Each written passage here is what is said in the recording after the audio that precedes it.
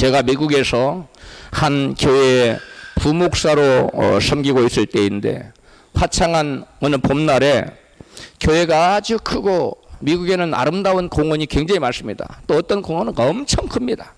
그래서 어떤 공원에 가면 여러 교회에서 야외 예배를 같이 동시에, 워낙 공원이 크니까 그런 공원으로 우리가 야외 예배를 갔습니다.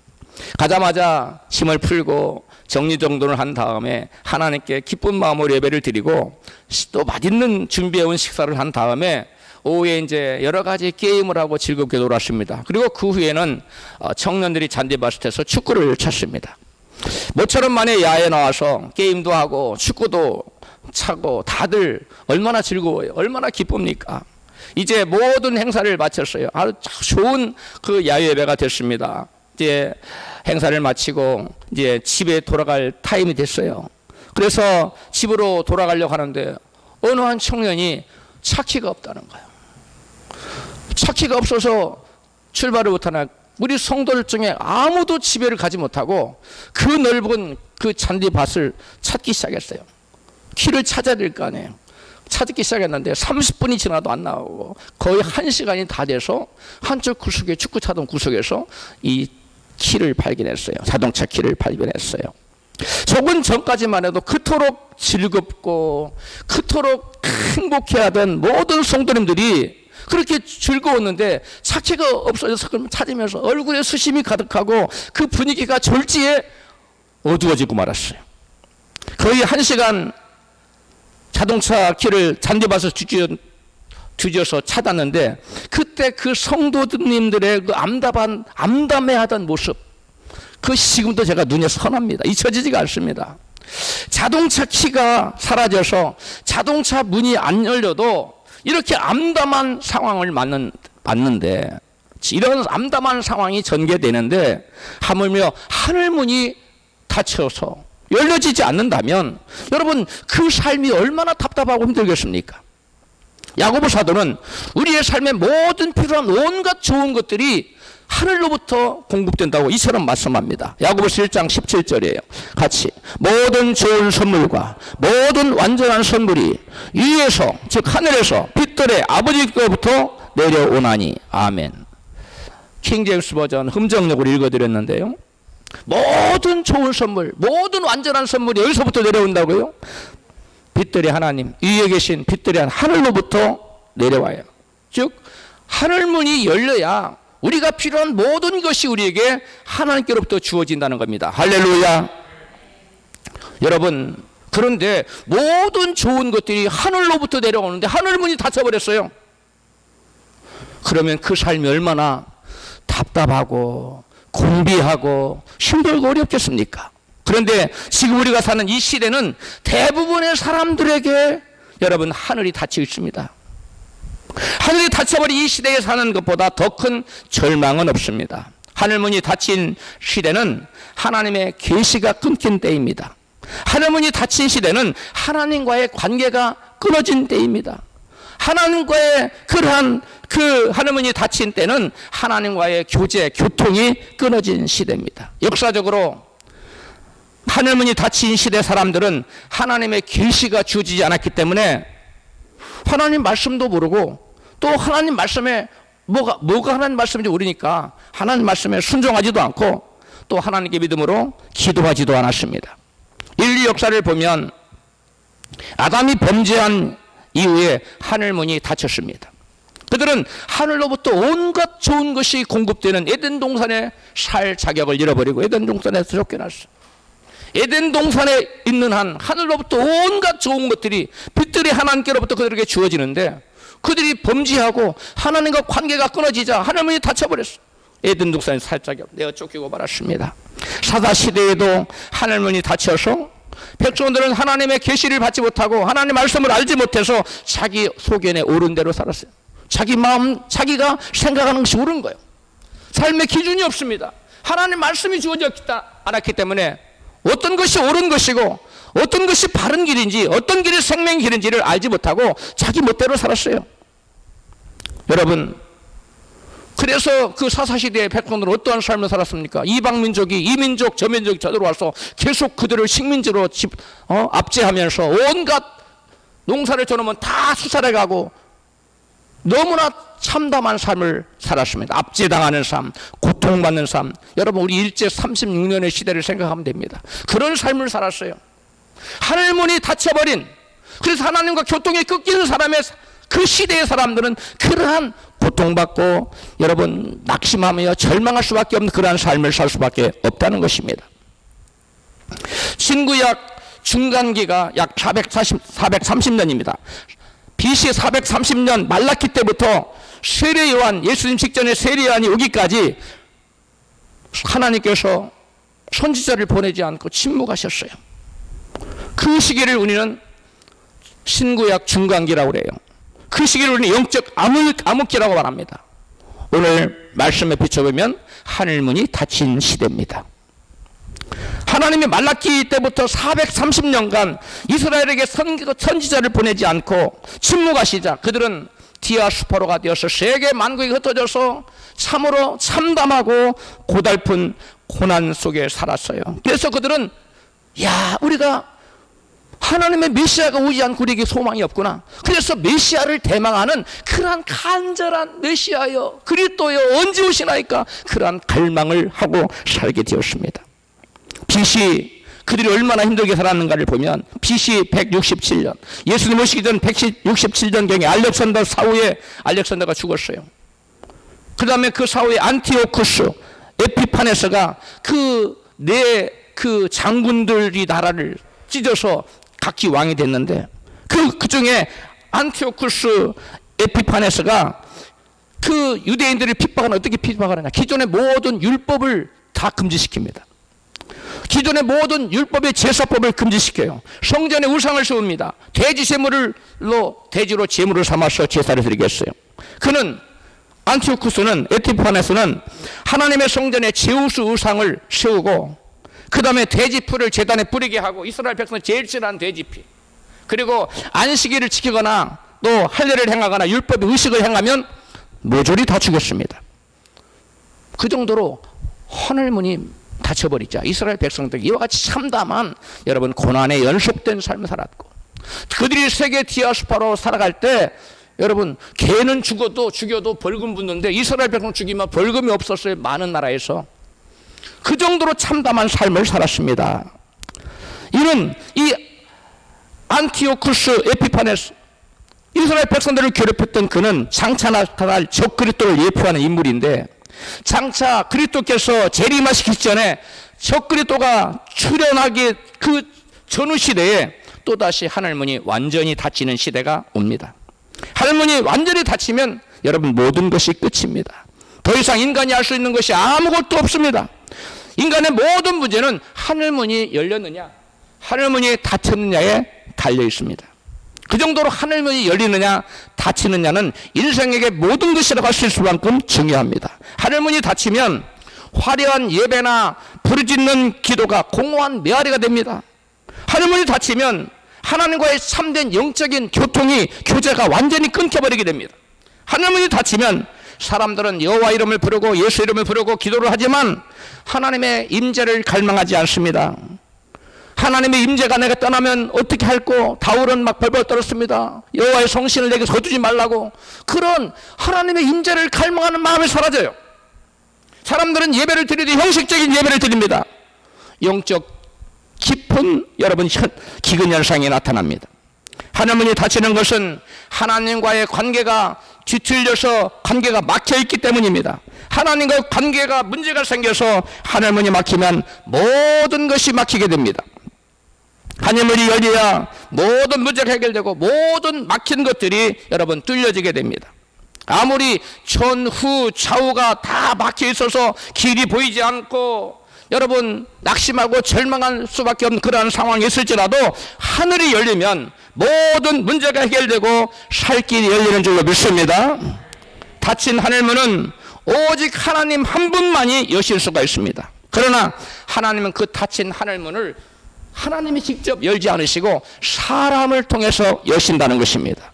내게 닥친 모든 문제는 하늘문을 여는 것 외에는 그 어떤 다른 길도 없다는 것을 절감하고 하나님 앞에 납작 엎드려져서 하나님의 은혜를 갈구하는 사람, 그 사람에게, 그 사람을 통해서 하나님은 닫힌 하늘 문을 여신다는 것입니다. 우리 모두가 그러한 닫힌 하늘 문을 여는 그러한 하나님의 도구로 쓰임받기를 축복합니다. 하늘 문이 닫히는 근본 원인은 하나님과의 관계가 막혀있기 때문입니다. 따라서 닫힌 하늘 문을 열려면 하나님과의 관계를 회복시켜야만 합니다. 그렇다면 우리는 어떻게 하면 굳게 닫힌 하늘 문을 열 수 있을까요? 가장 먼저 첫째로 하늘문이 열리려면 세례를 받아야 된다고 본문 누가복음 3장 21절에 말씀합니다. 같이 누가복음 3장 21절. 백성이 다 세례를 받으시되 예수도 세례를 받으시고 기도하실 때에 하늘이 열리며 성령이 형체로 비둘기같이 그 위에 강림하시더니 하늘로서 소리가 나기를 너는 내 사랑하는 아들이라 내가 너를 기뻐하노라 하시니라. 아멘. 예수님에게 하늘이 열리고 성령이 임하시는데 그 전 예수님이 무슨 일을 하셨나요? 세례를 받으셨어요. 그리고 기도하실 때 하늘문이 열렸다는 거예요. 세례를 받는다는 것은 무엇을 의미합니까? 그리스도와 함께 나의 옛사람이 여러분 죄에 대하여 죽고 또 그리스도와 함께 새 사람으로 다시 태어나는 것을 여러분 세례라고 합니다.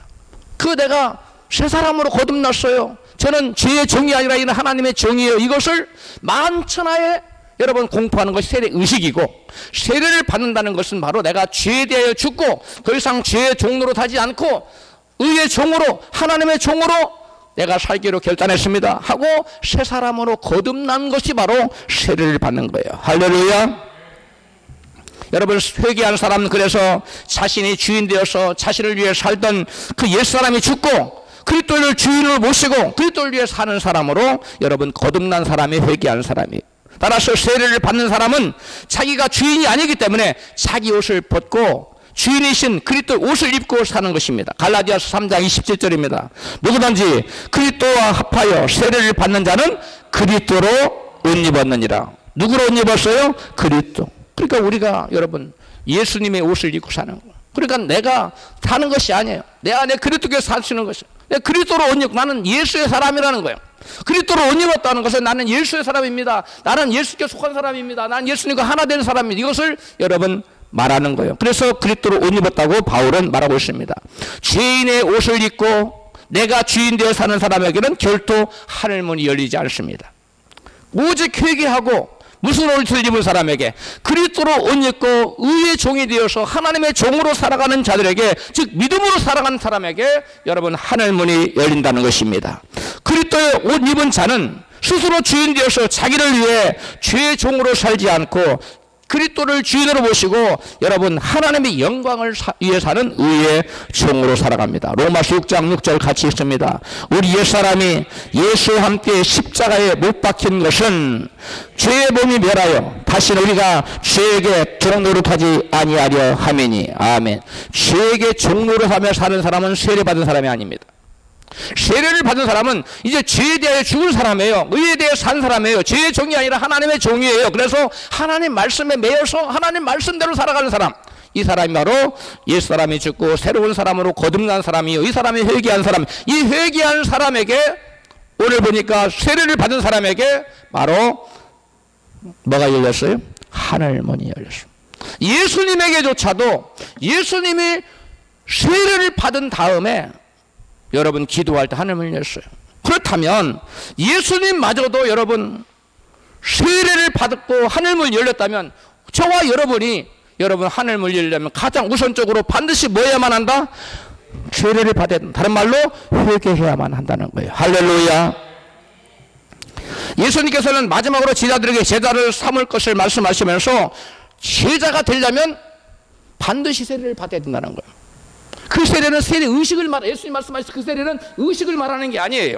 같이 읽습니다. 마태복음 28장 19절 시작. 그러므로 너희는 가서 모든 족속으로 제자를 삼아 아버지와 아들과 성령의 이름으로 세례를 주고. 여러분 제자를 삼는데 첫 번째 해야 될 게 뭐라고요? 세례를 줘야 된다는 거예요. 세례는 뭐 시키는 거라고요? 회개시키는 거예요. 더 이상 죄종으로 살지 않고 의종으로 하나님 말씀대로 살아가는 사람, 그런 거듭난 사람으로 예수 그리스도로 옷 입은 사람으로 변화시키라는 거예요. 할렐루야. 그 다음에 20절에 내가 너희에게 분부한 모든 것을 가르쳐 지키게 하라. 여러분, 회개하는 사람, 세례를 받은 사람은 우유종이 되기 때문에 더 이상 하나님 말씀을 범하지 않아요. 전혀 안 범한다는 게 아니라 거의 대부분 하나님 말씀을 지켜요. 어쩌다가 유혹을 받아서 넘어질 수는 있어요. 그러나 죄가 그를 주장하지 못한다는 거예요. 그래서 예수님 말씀 보면 제자를 삼아서 제자는 아버지와 아들과 성령의 이름으로 세례를 준 다음에 내가 너에게 분부한 모든 것을 가르쳐 지키게 하라. 세례를 받은 사람은 반드시 뭐하고 산다고요? 하나님 말씀을, 예수님 분부한 모든 말씀을 뭐하며 살아요? 지키며 산다는 거. 할렐루야. 그러니까 예수님 말씀한 아름다운 열매, 세례요한이 말하는 여러분 그 좋은 열매, 바울이 말한 의의 열매, 이런 모든 좋은 열매들, 생명의 열매들, 성령의 열매들, 이 모든 것들은 세례받은 자들, 거듭난 사람들, 더 이상 죄의 종으로 살지 않고 의의 종으로 살기로 작정하고 그렇게 살아가는 자들, 믿음의 열매를 맺는 사람들에게 여러분 나타나는 결과들입니다. 할렐루야. 예수님께서 제자들에게 제자를 삼기 위해 세례를 주라고 하신 말씀은 저들로 죄를 회개시켜서 그리스도와 연합시켜서 이제 교회의 일원이 되라는 거예요. 교회는 여러분, 교회는 이 원우주의 하나입니다. 예수님이 머리가 되시고 그에게 모든 지체들이 붙은 여러분 하나의 교회예요. 그래서 그 교회에 여러분 세례를 붙은 자는 연합이 되는 겁니다. 할렐루야. 이 교회에 연합이 되지 않는 자는 아무리 교회를 나오고 장로가 되고 목사가 됐다 할지라도 여러분 교회의 일원이 아니에요. 그리스도의 몸이 아니에요. 하나님의 자녀가 아닙니다. 그럼 우리는 온전히 세례를 받고 회개하고 세례를 받는 사람이 되어야 될 줄로 믿습니다. 예수님께서 요단강에서 세례를 받으시고, 이게 굉장히 중요합니다. 세례를 받으시고 기도하실 때 하늘문이 열렸어요. 예수님에게조차도 세례를 받은 것이 여러분 전제가 되었다는 거예요. 그러므로 우리는 반드시 하늘문이 내게 열려지기를 원한다면 세례를 받는 여러분 되시기를 축복합니다. 영적인 진정한 세례를 받은 사람은 육적인 물 세례를 안 받아도 구원과는 상관이 없습니다. 받으면 좋지만, 그러나 육적인 세례를 아무리 물 세례를 받았어요, 물속에 들어갔다 나왔어요, 침례를 받았어요, 그래도 여러분 영적인 세례를 받지 못한 사람, 죄에 대해 죽고 의에 대해 살지 못한 사람, 죄를 끊지 못한 사람, 이런 사람은 세례 받은 게 아니에요. 그런 사람 그리스도 일원이 되지 않습니다. 그리스도의 몸에 붙은 자가 되지 않습니다. 예수님마저도 세례를 받으신 후에 기도하시자 하늘이 열렸다는 것은 우리에게 시사하는 바가 아주 큽니다. 그 누구를 막론하고 회개하여 예수님과 하나가 되지 않았다면 아무리 기도해도 하늘의 문이 열린다고요? 안 열린다고요? 열리지 않는다는 거예요. 그럼 우리에게 여러분 세례받는 것은 필수적인 거예요. 즉 회개하는 것은 필수적인 것입니다. 자기가 주인 되어 산 죄, 자기를 위해 자기 중심으로 산 죄, 이러한 죄를 근본적으로 회개하지 않는 자에게는 결코 이 사람들이 세례받은 자가 아니기 때문에 하늘문이 열리지 않는다는 것이, 모두 다 죄를 회개함으로 자기 옛사람이 죽고 새사람이 되는 진정한 세례를 받음으로 하늘문이 활짝 열리는 복을 받으시기를 축원합니다.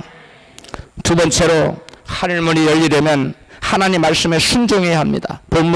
신명기 28장 2절 12절입니다. 같이 있습니다. 내가 내 하나님 여호와의 말씀을 순종하면 이 모든 복이 내게 임하며 내게 미치리니. 12절 여호와께서 너를 위하여 하늘의 아름다운 보고를 여시사 내 땅에 비를 때를 따라 비를 내리시고 내 손으로 하는 모든 일에 복을 주시리니 내가 많은 민족에 구워질지라도 너는 꾸지 아니할 것이요. 아멘. 하나님께서 어떤 자에게 하늘의 보고를 여신다고 했어요? 2절 나오잖아요. 내가 내 하나 여호와의 말씀을 뭐하면? 순종하면.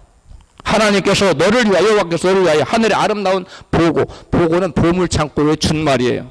하늘의 보물창고가 하나님이, 하나님 말씀에 순종하는 자는 하늘문을 활짝 여는데 하늘 보고 하늘의 보물창고를 활짝 열어서 여러분 때를 따라 비를 내리시고 내 손으로 하는 일마다 다 잘되게 한다. 여러분 손을 댄 일마다 척척 잘 된다면 좋겠습니까? 안 좋겠습니까? 여러분 그보다 더 좋은 게 하나님마다 다 잘되는 복. 이게 바로 하늘문을 하나님께서 하늘의 보고를 열어주셔야 그러한 역사가 나타나는데, 누구에게? 하나님 말씀에 순종하는 자에게. 이 좌우에 계신 분에게 하나님 말씀에 순종하여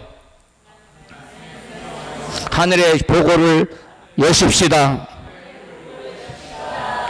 하늘문이 열려야 우리가 원하는 모든 복을, 우리가 받고 싶어하는 모든 복을 받아들일 수 있어요. 하늘문이 열리면 하나님의 보물 창고가 열려서 철을 따라 비를 내려주시고 또 하나님마다 다 제되는 그러한 복을 받는, 우리 성도님들 다 그와 같은 복을 받았으면 좋겠어요. 우리 모든 성도들은 다 하늘의 보물 창고가 열려가지고 여러분이 받기로 원하는 것들이 다 받아들이는 그러한 하늘마다 다 잘되는 복이 임하면 얼마나 좋겠어요. 여러분이 저한테 목사님 제가 이런 문이 열렸습니다, 또 제가 이런 일을 했는데 이게 또 잘 됐습니다, 또 저런 일도 잘 됐어요, 막 그러한 아름다운 보고가 열린 소식이 막 끊임없이 들려오기를 바랍니다. 예. 하나님 말씀에 순종하여 하나님은 열리면 이 같은 놀라운 복이 임하는데요. 신명기 30장 9절 시작. 내가 내 하나님 여호와의 말씀을 순종하면 내 하나님 여호와께서 내 손으로 하는 모든 일과 내 육축의 새끼와 내 토지 소산을 많게 하시고. 아멘. 여러분, 하나님 말씀에 순종하면 하나님께서 하늘의 문을 여신다는 거예요. RCA 뉴욕 지역 한인교회 연합청지기 세미나에서 큐카든 성신교회 담임 목사님 이재봉 목사님은 강사로 청빙돼서 이 같은 하늘의 문이 열리는 비결이라는 제목으로 특강을 했습니다. 제가 그 내용을 좀 따와서 여러분 소개합니다. 그분의 그 특강 내용의 핵심은 이렇습니다. 하나님의 말씀은 기록된 말씀만이 아니라, 기록된 말씀만이 하나님 말씀이 아니고 말씀을 자세히 보면 하나님의 말씀은 관계인 것을 알 수 있습니다. 그러면서 그분이 세 가지 관계를 얘기해요. 첫째는 하나는 하나님과의 관계, 또 하나는 이웃과의 관계, 또 마지막으로는 하나님께서 세우신 권위자와의 관계인데 이 세 가지 관계가 올바로 돼야 하늘문이 열린다고 이분이 특강을 내내 강의를 했어요. 먼저 하나님과의 올바른 관계는 죄를 버리고 회개하여 하나님을 주인으로 영접하여 그분의 말씀에 순종할 때 하늘문이 열린다고 말합니다. 하나님 관계 제가 이미 말씀을 드렸어요. 하나님과 열리는 관계는 먼저 근원적인 죄를 회개하고 그 다음으로 그분의 말씀에 순종할 때 올바른 관계가 정립되는 것입니다. 다음으로 이웃과의 올바른 관계는 이웃을 용서하지 못하거나 이웃을 미워하거나 이웃을 비방하는 경우에는 하늘문이 닫힌다고 말합니다. 마태복음 18장 35절 같이 읽어요. 서서 기도할 때에 아무에게나 혐의가 있거든 용서하라. 그리하여 하늘에 계신 너희 아버지께도 너희 허물을 사하여 주시리라. 여러분, 우리가 누군가를 용서하지 않았어요?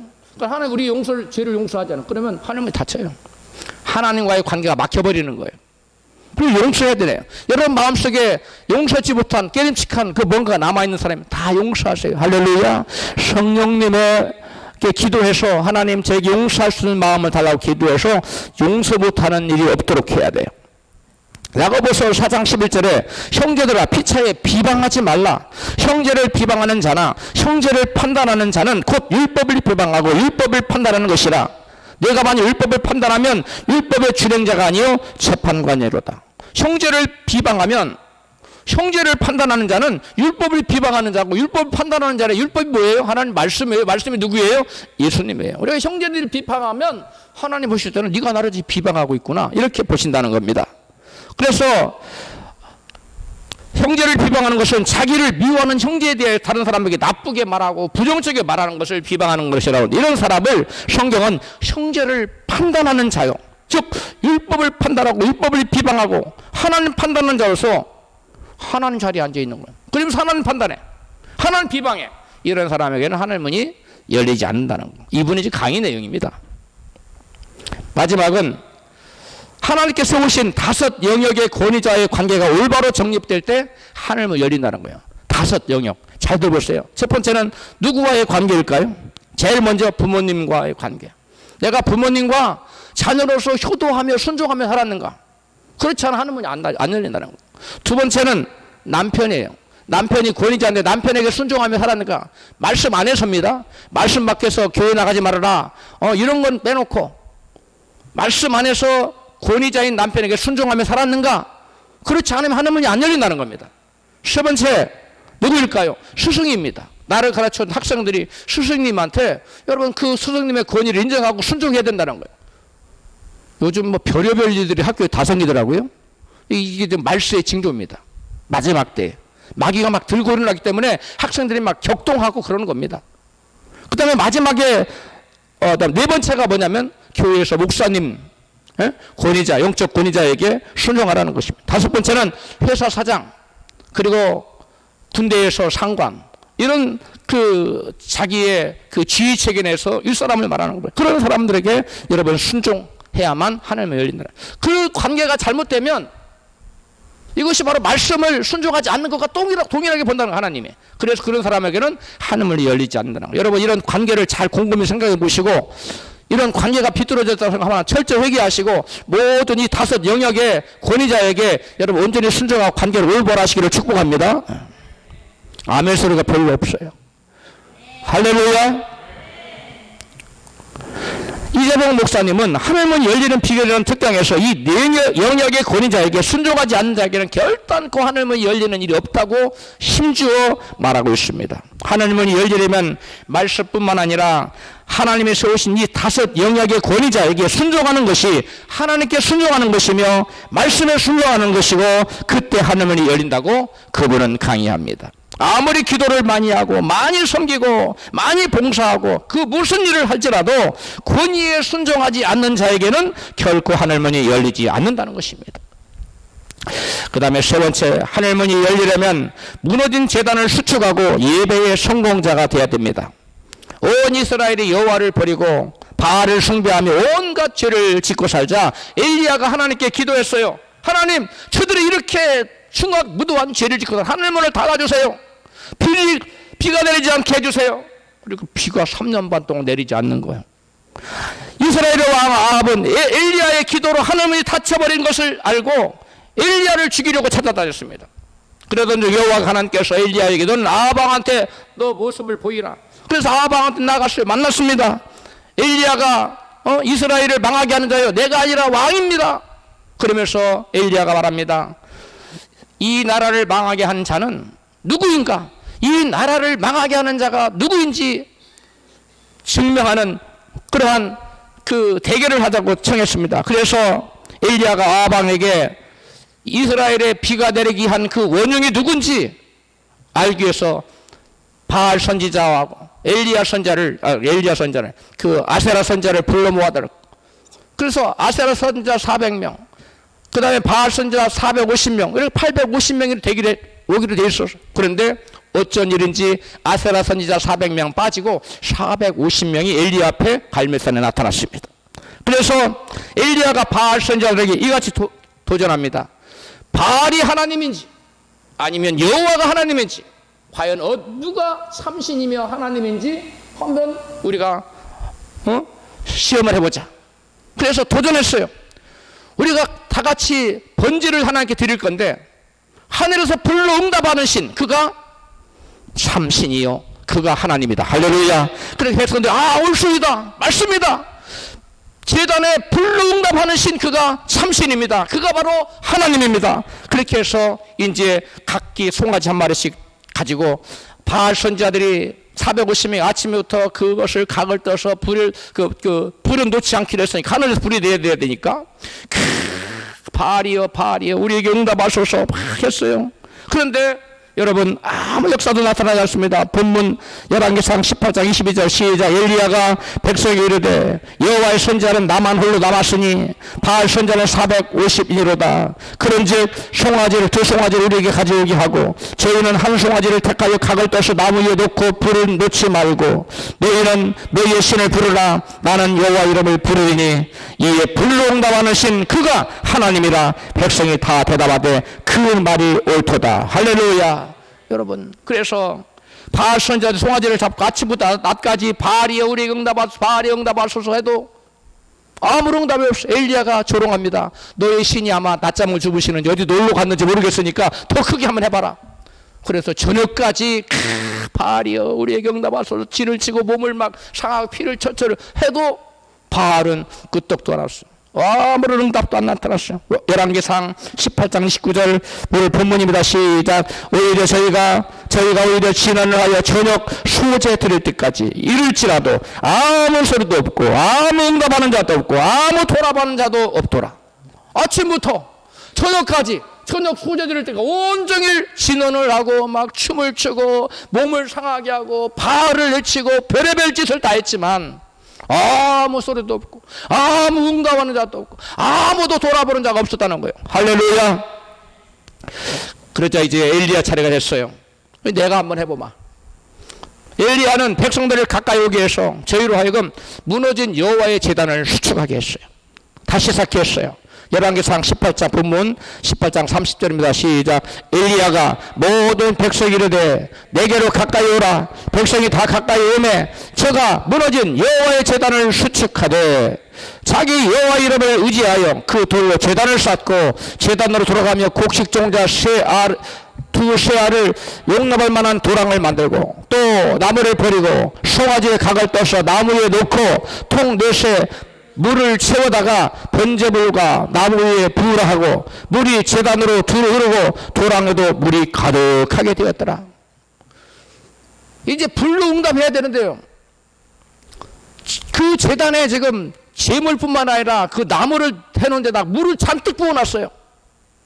그래놓고 이제 엘리야가 하나님께 기도합니다. 열왕기상 18장 36절입니다. 저녁 소재 드릴 때에 이르러 선지자 엘리야가 하로되 여호와여 내게 응답하소서 내게 응답하소서. 이 백성으로 주 여호와는 나의 하나님이신 것과 주는 저희의 마음으로 돌이키게 하시는 것을 알게 하옵소서 하매 이에 여호와의 불이 내려서 번제물과 나무와 돌과 흙을 태우고 또 도랑이 물을 핥은지라. 할렐루야.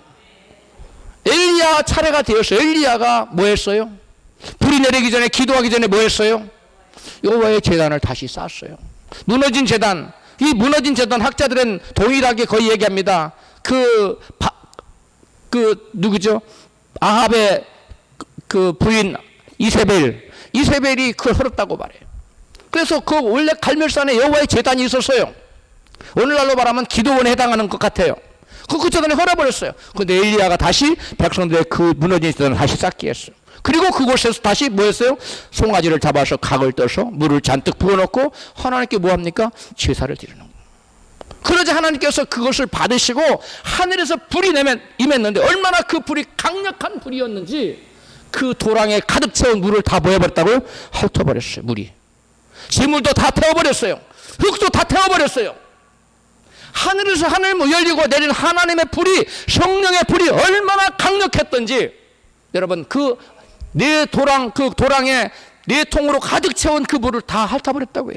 흙을 다 태워버렸다고요. 재물도 다 태워버렸다고요. 할렐루야. 이게 여러분 무너진 제단을 다시 쌓고 새벽제단 무너진 제단이 있으면 다시 쌓으세요. 수요제단 금요제단을 다시 쌓고 하나님 기뻐하시는 믿음의 예배를 드리자. 하늘문이 활짝 열리고 하늘에서 강력한 성령의 불이 임해서 완전히 도랑을 태우고 재물을 태웠다는 거예요. 하나님께서 하늘문을 여셨다는 거예요. 여러분 우리에게 여러분 하늘이 열리고 진정 하늘이 열리고 성령의 불이 우리에게 임하시기를 원하신다면 하나님께서 기뻐하시는 예배자가 되십시오. 그리고 하나님께서 기뻐하시는 예배의 성공자가 되십시오. 할렐루야. 우리가 하나님 앞에 진정한 믿음의 예배자, 하나님 앞에 진정한 예배의 성공자가 되면 그 어떠한 문제도 막고 있는 철옹성 같은 그러한 단단한 하늘문이 막혔을지라도 하늘문이 활짝 열리고 하나님의 성령의 강력한 불이 임해서 모든 문제를 태워버릴 줄로 믿습니다. 이게 여러분 하늘문이 열리는 놀라운 하나님 앞에 따라합시다. 하나님 앞에 참된 예배자가 됩시다. 하나님 앞에 참된 예배의 성공자가 됩시다. 다른 일 아무리 잘해도 예배의 실패자가 되면 되는 것 같다가 열매가 따먹으려고 하면 그 떨어져. 과수원 했는데 올해 과수원 풍년이네. 태풍이 불어 다 떨어져서 다 깨져버려. 하나도 팔 수가 없어요. 실제로 몇 년 전에 경상도에서 그런 일이 있었어요. 그러나 하나님을 진정으로 예배하고 예배의 성공자가 되면 저 사람 저렇게 해가지고 뭐 될까? 저 사람 올해 뭐 끝난 것 같은데? 하나님이 마지막에 놀라운 역사를 일으켜서 안 될 것 같은 것이 되게 하는 역사가 나타납니다. 이게 하늘 문이 열리는 사람의 삶이고요. 다 된 것 같은데 다 열매가 떨어져서 깨져버리는 것은 하늘 문이 닫힌 사람의 삶의 모습이에요. 우리 모든 성도님들은 안 될 것, 사람 볼 때는 저 사람 끝났네, 안 될 것 같으네, 저 사람 인생 실패자네, 그런 마지막에 하나님이 도와주셔서 인생 역전이 일어난 놀라운 역사가 나타날 줄로 믿습니다. 이게 바로 하늘문이 열린 사람의 삶의 모습이에요. 이 마지막입니다. 넷째로 하늘문이 열리려면 전심으로 여러분 기도해야 합니다. 무턱대고 기도한다고 굳게 닫힌 하늘문이 열리는 것이 아닙니다. 가장 먼저 기도하되 말씀을 붙들고 믿음으로 기도해야 돼요. 따라합시다. 말씀을 붙들고 믿음으로 기도하자. 엘리야는 기도하기 전에 하나님께 자기가 하나님이 자기 기도에 응답하신다는 확신이 있었습니다. 왕상 본문 18장 41절에 시작. 엘리야가 아합에게 이르되 올라가서 먹고 마시옵소. 큰 비의 소리가 있나이다. 아직 빗방울 한 방울도 없어요. 빗방울은 고사하고 구름 한 점 없어요. 청명한 새파란 하늘이에요. 그런데 엘리야는 아합 왕에게 큰 비의 소리가 있다고 지금 말하고 있어요. 만약에 비가 안 내리면 엘리야의 목숨이 어떻게 살아남겠습니까? 여러분, 목숨을 부지하기 어려울 거예요. 그런데 엘리야는 어떻게 이렇게 담대하게 그것도 조그마한 비가 아니라 엄청난 큰 비가 내린다고 선언할 수 있었어요. 왕 앞에서, 절대 권력자 앞에서. 엘리야는 그냥 자기가 기도하면 하나님 응답하실 거라고 막연하게 믿은 게 아니라 하나님의 인격과, 이게 잘 들으세요. 하나님의 인격과 그분의 말씀을 믿었어요. 따라서 하나님의 인격과 하나님 말씀 믿었다. 여러분, 우리 하나님 믿는다는 말은 하나님 인격을 믿는다는 거예요. 그분은 약속을 지키시는 분이라는 그 인격을 믿는 거예요. 그리고 우리가 사람 믿을 때 저분은 신뢰할 만해요. 인격을 믿는 거 아닙니까? 하나님에게도 하나님 인격을 믿으라는, 그 다음에 하나님 내게 주신 그 약속의 말씀을 믿으라는 거예요. 할렐루야. 엘리야가 하나님 밑에 하나님의 인격을 믿었고, 그분은 반드시 약속을 지키시라는 분이라는 인격을 믿었고, 그 약속의 말씀, 자기가 주신 약속의 말씀을 믿었어요. 그게 엘리야의 믿음이에요. 그 믿음의 근거에서 엘리야는 지금 빗방울 하나 없고 하늘에 구름 한 점 없는데 큰 비의 소리가 있다고 왕 앞에서 당당하게 지금 외치는 겁니다. 여러분, 이게 말이 쉬울 것 같아요? 어려울 것 같아요? 이건 아주 어려운 겁니다. 그런데 엘리야는 이렇게 하고 있어요. 그게 바로 믿음이에요. 하나님의 인격을 믿고 하나님 말씀을 믿읍시다.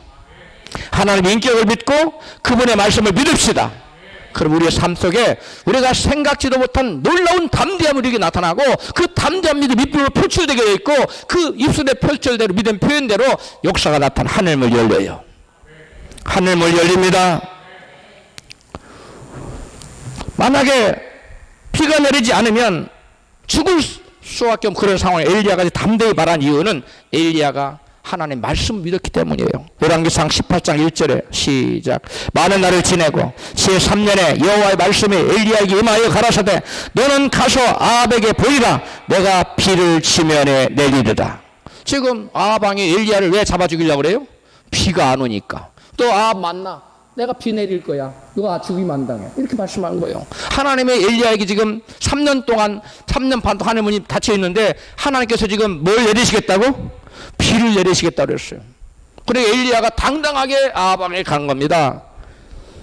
엘리야는 하나님께서 자기에게 주신 말씀, 내가 지면에 뭘 내리리라? 비를 내리리라는 말씀을 굳게 믿었기 때문에 아합 왕에게 당당하게 얘기할 수 있었던 거예요. 할렐루야. 만약에 여러분에게 내가 지면에 비를 내리리라, 아합 같은 절대자에 가서 말해라, 그러면 할 수 있겠어요? 믿음의 사람은 하는 겁니다. 할렐루야. 믿음의 사람은 그 말을 담대하게 해서 하나님을 인격을 믿고 하나님 한다고 해도 안 하는 분이 아니야. 하나님은 신뢰할 만한 분이 하나님이십니다. 우리의 목숨을 걸고 신뢰할 만한 분이 하나님이세요. 근데 그분의 말씀은 절대 1.1획도 틀림없이 상관없이 그대로 이루어지고 성취됩니다. 할렐루야. 여러분, 그걸 아셔야 돼요. 엘리야가 바로 그런 사람이었어요. 엘리야는 하나님의 약속의 말씀을 믿었어요. 그리고 선언했습니다. 아합 왕이 담대히 큰 비에서 조그마한 비가 어정쩡 내리는 게 아니라 엄청난 비가 내린다고 지금 말하고 있는 겁니다. 우리가 그냥 기도한다고 굳게 닫힌 하늘문이 열리는 것이 아니라 하나님의 약속의 말씀을 믿고 그 말씀을 붙들고 기도할 때 열리는 거예요. 따라서 할까요? 하나님의 약속의 말씀을 믿고 그 말씀을 붙들고 기도할 때. 그러니까 아무 그냥 생각 없이 나오는 대로 중언부언하는 기도가 아니라 하나님 이렇게 약속하시지 않았습니까? 약속대로 이것을 이루어 주시옵소서. 이게 엘리야의 기도예요. 약속의 말씀 붙들고 기도하는 겁니다. 할렐루야. 다음으로 기도하되 엘리야는 어떻게 된다냐? 간절함으로 불태전에 그 믿음으로 끈질기 기도를 해야 돼요. 오늘 본문 열왕기상 18장 42절 시작. 엘리야가 갈멜산 꼭대기로 올라가서 땅에 꿇어 엎드려 그 얼굴을 무릎 사이에 넣고 그 사원에게 이르되 올라가 바다편을 바라보라. 제가 올라가 바라보고 고하되 아무것도 없나이다. 가로되 7번까지 다시 가라. 7번째 이르러서는 제가 고하되 바다에서 사람의 손만한 작은 구름이 일어나나이다. 가로되 9에게 보하기를 비에 막히지 않도록 마차를 갖추고 내려가서 하라 하니라. 조금 후에 구름과 바람이 일어나서 하늘이 캄캄하여지며 큰 비가 내리는지라. 아멘. 엘리야는 하나님께서 비를 주시겠다고 약속하셨으면 그 비가 오기를 기다리면 될 것이지 왜 산 꼭대기까지 올라가서 꿇어 엎드려 기도한 것일까요? 엘리야의 믿음이 부족해서 그런 것일까요? 엘리야는 하나님에 대한 그 약속의 말씀에 대한 그 믿음이 부족해서가 아니라 산 꼭대기로 올라가 땅에 엎드려 그 얼굴을 무릎 사이에 넣고 기도한 것은 세 가지 이유 때문에 그래. 첫 번째로 엘리야가 산 꼭대기 올라가 기도한 것은 엘리야의 마음속에 그만큼 간절함이 있었다는 거예요.